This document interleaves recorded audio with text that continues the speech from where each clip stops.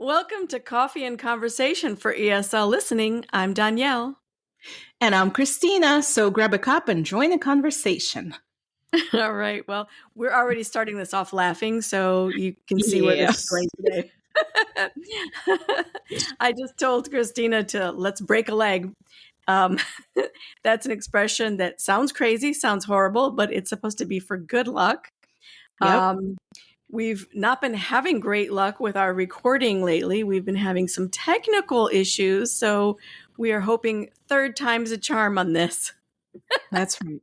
It'll work this time. I have a good feeling about it. Me too. Okay, so let's get into it. So before we get into our topic, which is going to be weddings, we got this idea from last time when we were talking about superstitions. And we started thinking about how there are so many superstitions with weddings, tied to traditions and things like that. So we thought, that would be a good topic all by itself. Yes. So before we get into that, a little bit of housekeeping. And we say that like to get the, news and information and stuff not related to the content, but get that out of the way.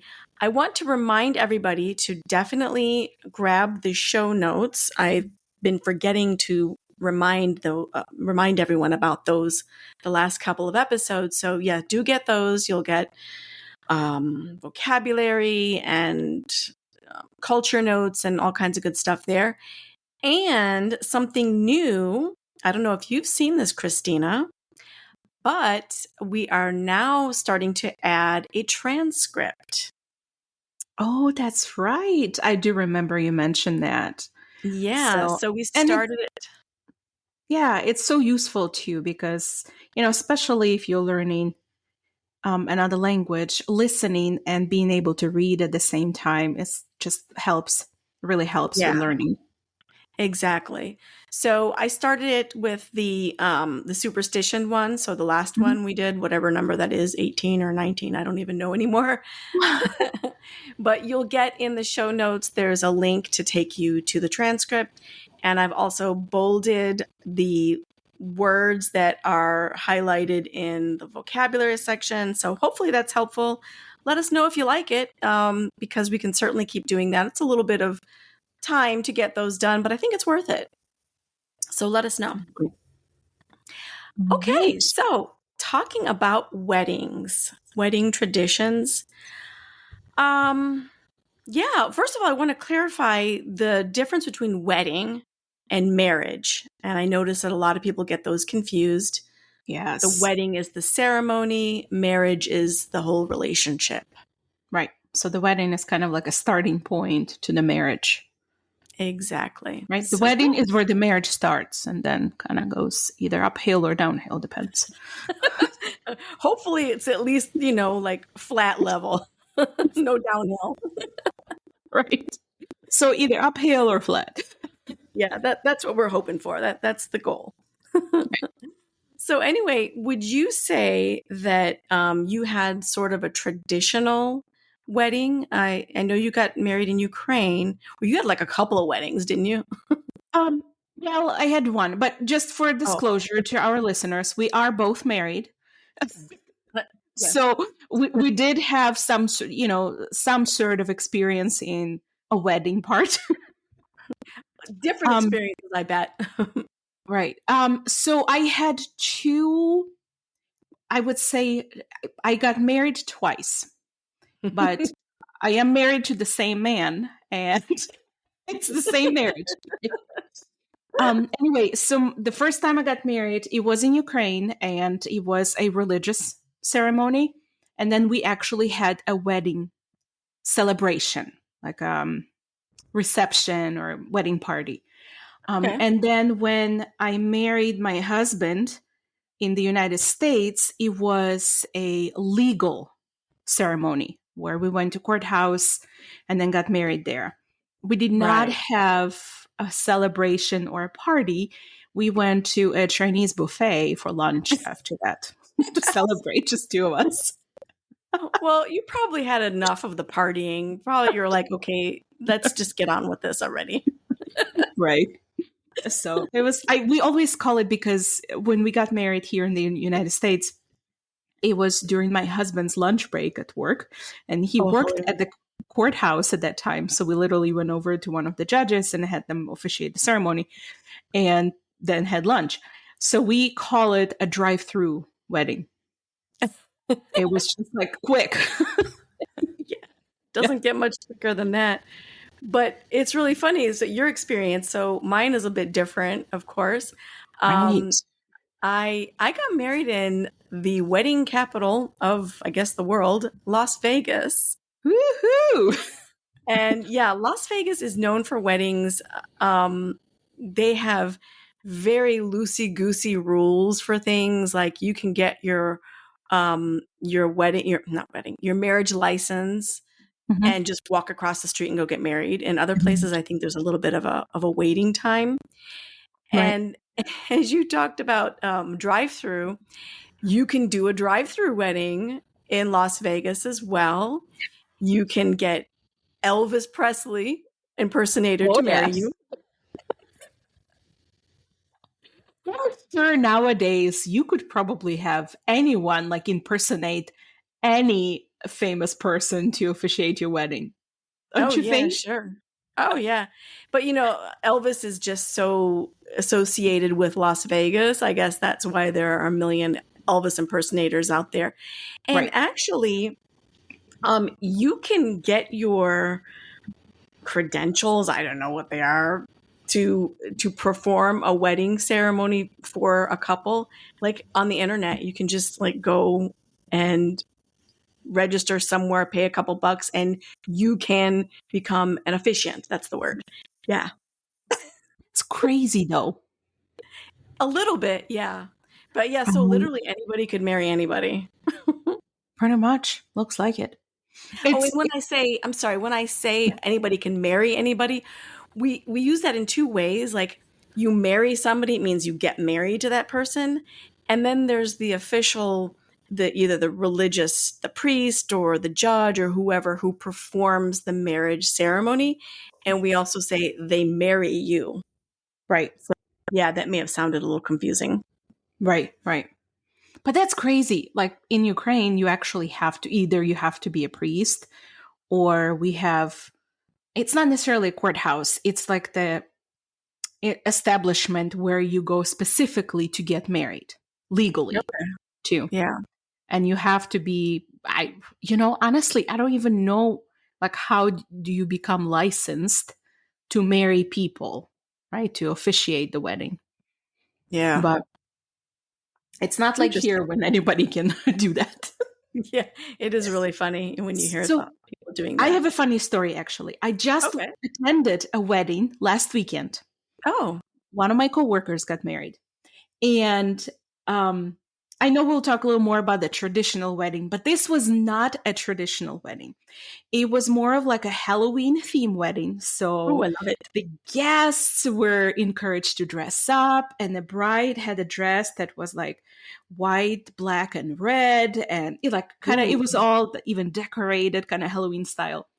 So the person who married them, right, who officiated the wedding, he was dressed up like a Ghostbuster. Oh my gosh, Oh yeah, hilarious. For people who don't know, that's a movie. yeah. So, and I think he was a friend of either bride or groom, but he had, I guess, license or certification or something, whatever. Like you said, you can get Yeah, he it now probably on went the on the internet. internet. Yeah.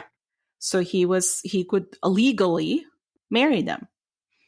But Cool. I thought it was interesting. So, so you said guests were encouraged to dress up. Did Yeah. you and your husband dress up? So my husband didn't go, but Oh. our office staff went, like the coworkers. So we dressed up. We dressed up as fairies. We had fairy wings and little flowery dresses, That and is so fun. See, I yeah, love stuff like that. I mean, who says you have to do things traditionally? You make your own tradition. I'm all yeah. about it. Except one of my straps on the wings snapped, so I was only half winged fairy. But with my luck, I mean that usually happens. Oh At man. least my dress stayed on completely, so that's a good thing. I think that's Yeah. Poor little wings. Oh, how sad. it's like a one wing fairy. You're with holding the other one in your hand, probably like Yep. waving it high. So, That's but it fun. was fun. It was fun. I love it. I totally love that, you know. Yeah. You know me, I'm the Halloween girl, so I thought of you like when I was invited to this wedding and they said it's a Halloween theme, and I was like, I know a person who would love this kind of wedding. you know it. You Oh yeah. know it. All So right. Well, so let's talk about traditional weddings a little bit, at least in the US. yeah. And now you've been to weddings in the US and, of course, in Ukraine. Would you say there's some similarities? Yes. So the and so tradition I would say traditional wedding in the US and maybe more of a modern wedding in Ukraine have a lot of similarities, right? The wedding dress is usually white. The groom is dressed in either tuxedo or a really nice suit. Like all the whatever the ceremony is pretty similar, and the guests and all that. But Ukrainian weddings, and depends which region you're in, or depends how modern or traditional the wedding is, have a Mhm. lot more traditions. Even sometimes the actual dress is different, or the way the guests dress and the things the guests do. So when I was getting married, we try to kind of combine the modern aspect and a little bit of a traditional Ukrainian aspect. So, because I wanted my husband to experience a little bit of a traditional stuff. Plus, I'm So, sure, the family wants to see certain things, right? They're like, yes. you have to have this. Oh, yes. Yes, absolutely. Yeah. So, but I have been to a couple weddings in the United States, like a traditional ones, more of a formal weddings, right? And where you have bridesmaids all dressed in the same color dresses. I was actually once in the wedding in the United States as a bridesmaid. Oh, okay. So I That's always remember those, interesting. yeah, the painful experience of looking for a bridesmaid dress that had to be hot pink. Oh my And God.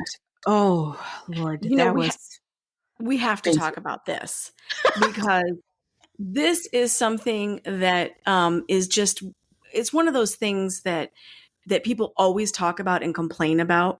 They hate being a bridesmaid in a wedding because for some reason the bride loses her mind when she's planning this and she picks really awful dresses very often or just colors that are strange that you don't like them, the style. So people are always complaining about this. Yes, it's, and luckily the bride in this wedding, she was a good friend of mine, and she wasn't, I would never consider her too like a girly. When they say somebody is girly, they usually like to wear like ruffles and little dresses and all the girly colors, like pinks and purples. I never thought of her as a girly person based on how she acts and how she dresses.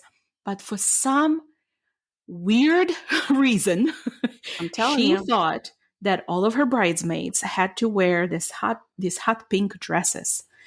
I was like, Something at happens least. to girls when they're getting ready to get married and Mhm. they do things you wouldn't expect when it comes to the styles and you're like, what is going on Right. here? And I kind of felt for her husband too, because he had to wear a tuxedo with a bright pink vest. Oh Yeah, now no. that I remember. Oh, So, wow. but at least, so a lot of the times in a wedding, like the bridesmaids, or they call it the wedding party, right? The wedding Mhm. party is on the bride's side. There's all the girls that participate in the wedding, and it's usually bridesmaids, and I think even a flower girl included in that. Oh yeah, and And then we on got the the maid of honor. Yeah, and on the groom's side, it's usually all the groomsmen, and then there's a bridesmaid, there's a maid of honor, and then there's a best man. Best So they're man, kind of yeah. like the main. I think they're usually the witnesses too, like when you have to sign the marriage license or certificate. Like you have two witnesses, one from each side. They have to sign it. So usually the best man and the maid of honor sign those. Oh, yeah, that's right. I didn't do all that, so I kind of forgot about it. Yeah. So most of the time, the bride would pick the color and the style of bridesmaid dresses. So they all have to wear the same. And I always feel so bad for those bridesmaids because, people have different body types and not everybody Right. wants to or comfortable or likes the look that they are forced to wear.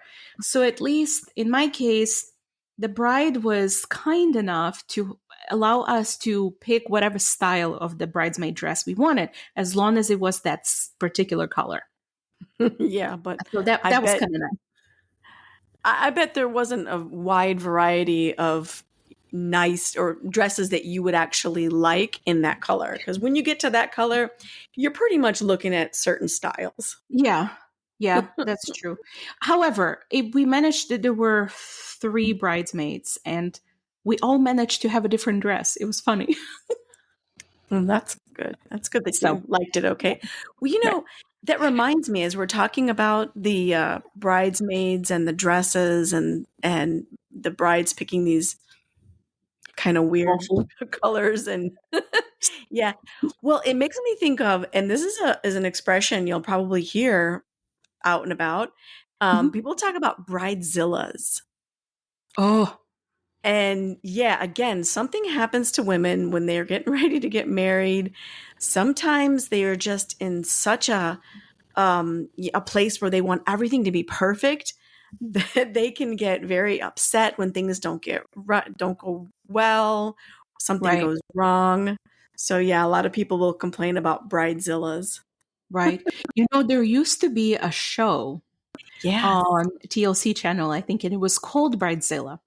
And it was one of those guilty pleasures for me. exactly. Yeah. So if guilty pleasure is something that really bad, right? Bad for you, like either a terrible show, it's really not, but it's so addicting that you can't stop watching it. Right. There's a lot So, of those, all those oh, reality shows. I loved watching Bridezilla because that's exactly what it was. And I know there probably was, a certain degree of making things dramatic, and Yeah, of but course. that was exactly what it was. These brides, they would go completely crazy and just try to, like they would want all these oh my gosh, I can't talk, extravagant things, and they would get upset about every little detail and things that are not important, and they would get into fights, and I was like, oh my gosh, yeah, it was Yeah. crazy. Yeah, sometimes they focus so much on the big day. Sometimes we like to Yeah, call the wedding day the big day big day, that, yeah. the important thing gets kind of lost in there. Yeah, that you're about to get married to your partner, your life partner, but yeah, you get so wrapped up in all the details that gets lost a little bit. Right, But yeah, right, I I'm sure agree. you were not a bridezilla. It's funny because my husband and I, most of our relationship was long distance. So we didn't get to see each other in person as much. So I remember when when we had our wedding, and I really didn't care about, what type of flowers I'll have or what type of food is there or what the Right. decorations are. I was happy that my husband was there with me, and, family Yeah. was there, and we just had a good time. But Yeah, that's how it should be. Yeah. Yeah. right. But people sometimes are very particular because you're right. It is it's the big day. And you dream of And it since you're a it's kid. right. Yeah.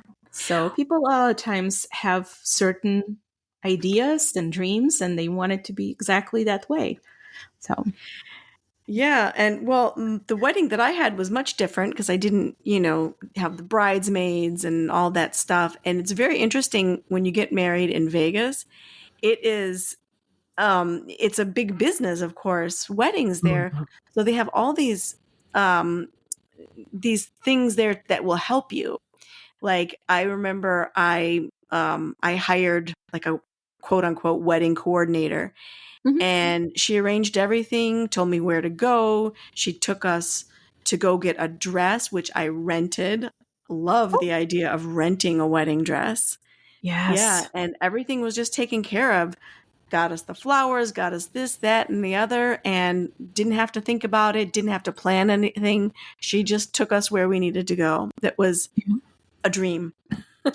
And the whole wedding, I think they call it wedding industry because there's so much planning. There's so many different parts of it. And I think wedding coordinator is pretty popular job. Oh, yeah. Especially like in bigger cities. But I also feel like the wedding expense, like the price of the wedding in the United States is absolutely outrageous. It's terrible. Yeah.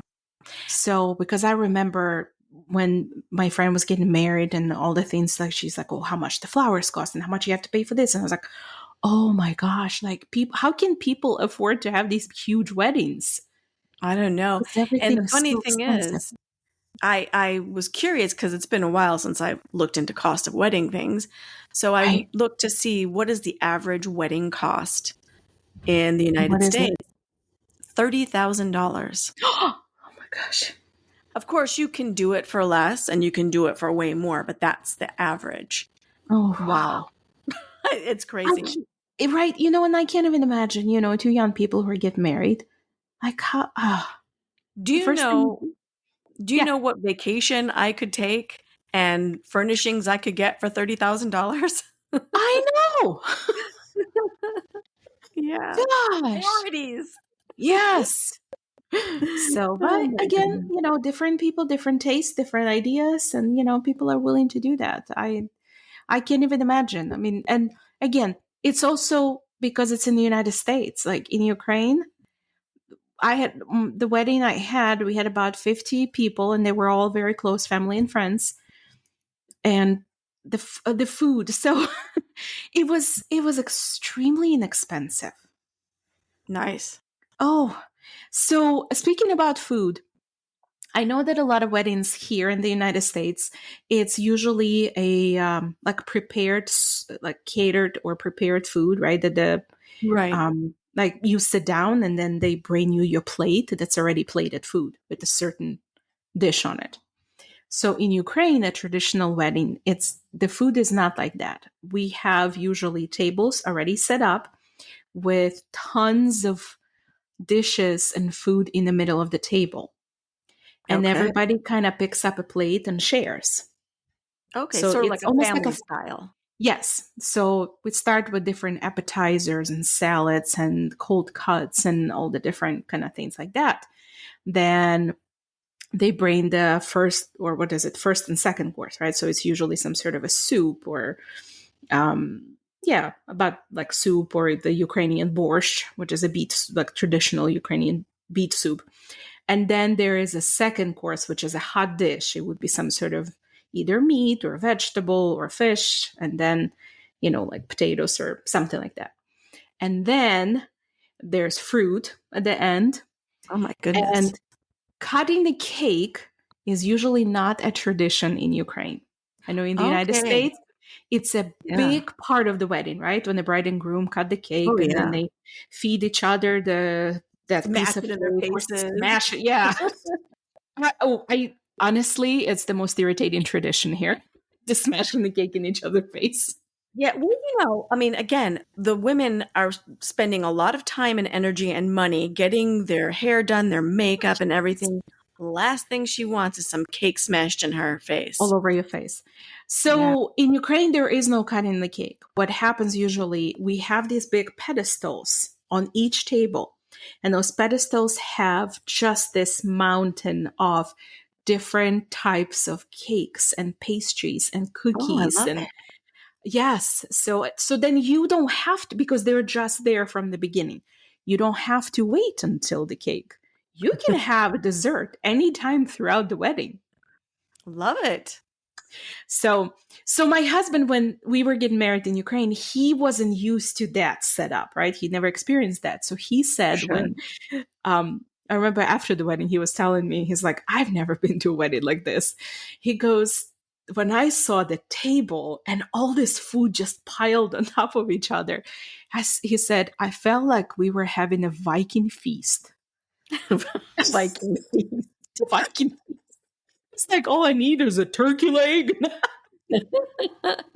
Just attack that table of food. Yeah. Right. And a lot of the Make it- times, like drinks in the United States, if there is alcohol served, sometimes they call it either open bar or cash bar, right? If open bar, people can just go and order whatever drink they want. If it's a cash bar, they actually have to go pay for their drink. In Ukraine, if you might have guessed, there's definitely alcoholic drinks. I kind of thought so. And what happens, they usually put them in the middle of each table, and there's like a selection. There's like a vodka or wine or cognac or like different drinks that people just pour for each other. So basically, it looks like you can just sit down at this table and you don't have to move all night. The food, the drink, everything is right there for you.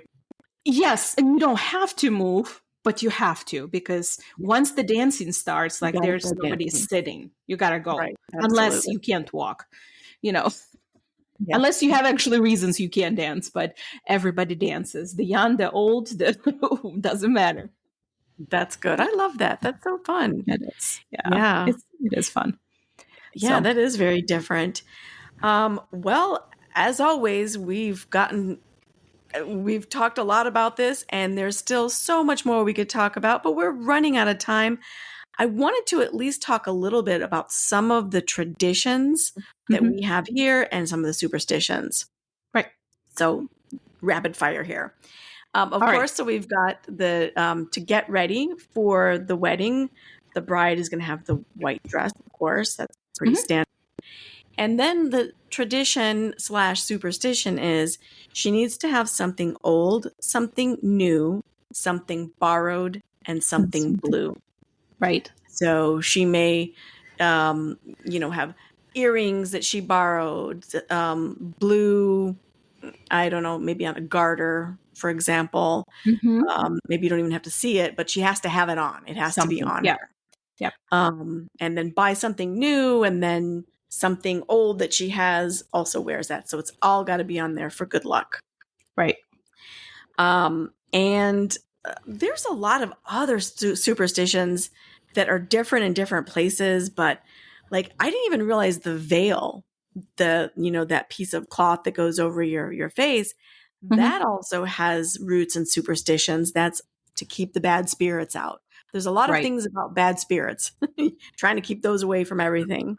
Of course. And then some people say that you shouldn't wear pearls because that represents tears, and that's bad luck, crying in your, sadness in your marriage and things like that.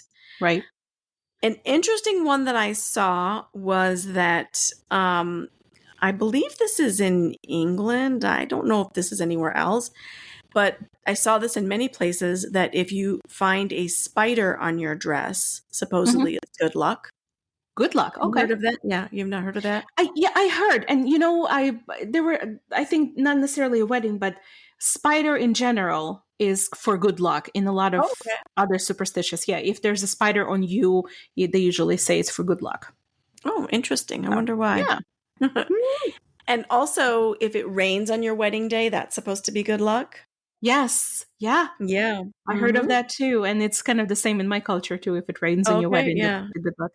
Yeah. Now that I think about it, it rained on my wedding day too. And it was Las Vegas. And they said it was like 2 days of the year you might get rain. And lucky you got it. So, okay. I think you're pretty lucky. I think that's good. Big one, superstition and tradition is the day of the wedding. The bride and groom are not supposed to see each other. I saw different reasons, historically and superstition wise, why that is, but very bad luck. Can't see each other. Interesting. And this is not really superstition, but just some traditions at the wedding. What they do is they have what am I trying to say? Traditionally, the father of the bride, quote unquote, gives the bride away. Right. And, a lot of these traditions have some not pleasant history behind them. It's not good stuff, but we kind of have gone with that over the years, and we try to make something nice out of it. And it's like, oh yes, father, daddy, giving the bride away. It's a nice tradition now. Well, and it goes with that father is the one who walks the bride down the aisle, right? Right. Yes. So, yeah, exactly. and it goes with that. And then we've got the bouquet toss. Mhm. So she throws the bouquet, and supposedly whoever the bridesmaids or the unmarried girls that are out there, they all practically kill themselves to try to catch it because it's supposed to mean that whoever catches it is the next person to get married. Yep. Do you have anything similar like that?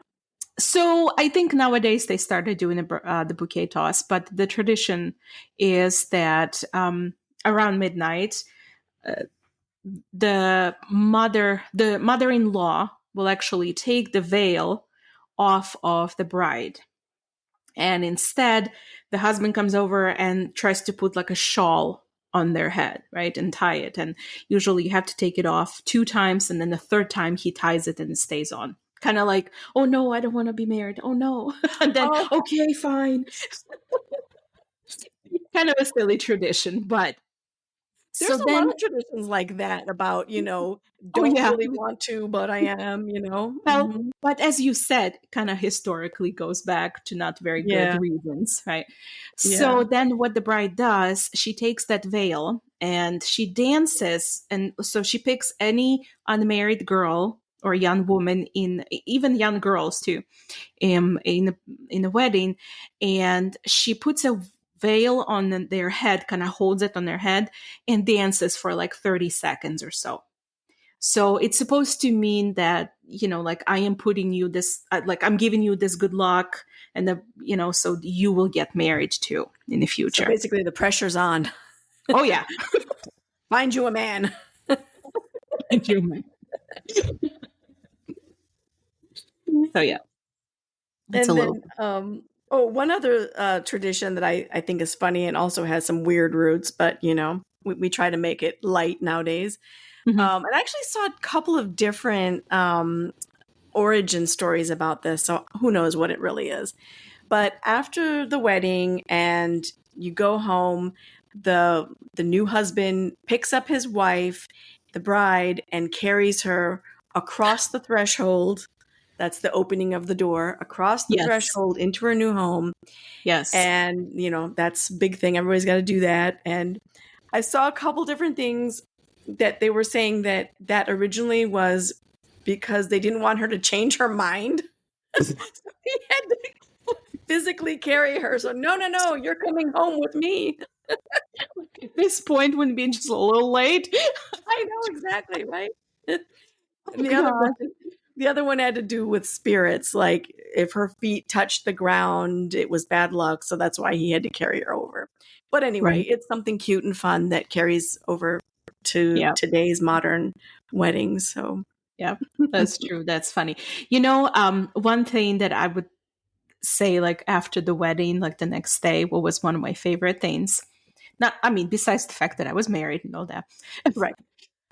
So people, like when people bring gifts to the wedding, and I think we can have another episode about just gifts and showers and all that. Yeah. But in Ukraine, besides the gift, they give the bride flowers, like a bouquet of flowers. Okay. So when I came back from the wedding and at my parents' house, I walked into a living room and there were just flowers everywhere. Every vase that my mom had bouquet of flowers in it. And I felt like a ballerina after the performance.